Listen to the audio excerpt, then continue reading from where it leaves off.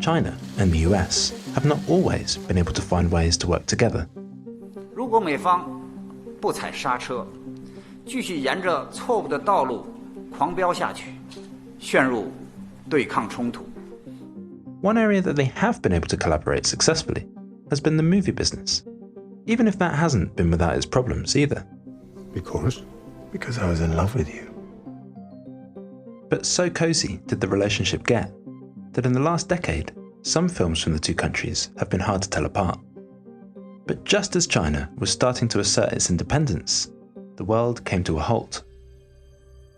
So why can't China just quit Hollywood?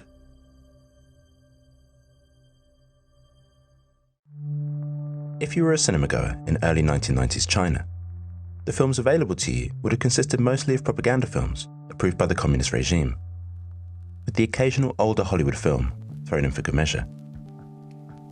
But in 1993, ticket sales were in steep decline. So, in the following year, the Chinese government allowed the very latest Hollywood release to be shown in cinemas for the first time. I don't give a damn which way you go. Just don't follow me. You got that? Yeah.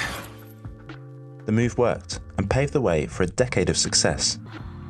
But it was James Cameron's Avatar that really showed both parties the potential of the Chinese market, when it grossed a massive $202 million in China alone. Though not immediately sold on the idea of opening its market to the US, by 2012 the two countries reached an agreement, which led to the rapid growth of Chinese box office revenues. However, all this success came at a price.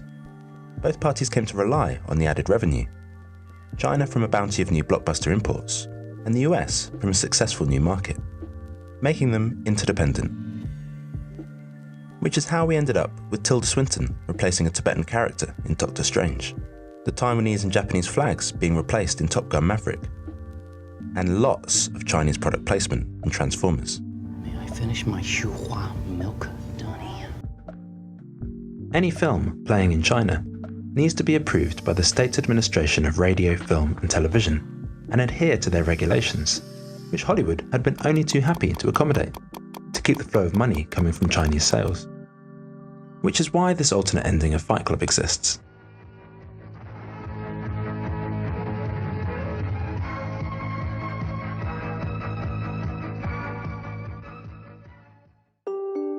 Having witnessed a seemingly endless string of Hollywood successes, and huge growth in its own box office revenue that saw it catch up with the US, China sought to get in on the act proper.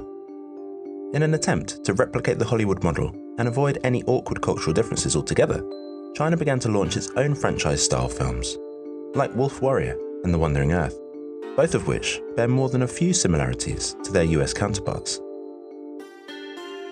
Then, from mid-2019, amidst a period of trade tension with the US, China made a further move to bolster its own domestic product and banned all Marvel films. However, 2019 wasn't the best year to try and consolidate its position against US imports. Box office revenues for 2020 plummeted to 1/5 of the previous year.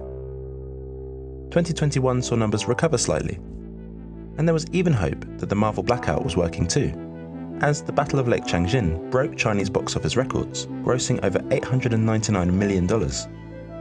But the recovery was short-lived. The sequel, Watergate Bridge, opened the following year and earned just 2/3 of its predecessor.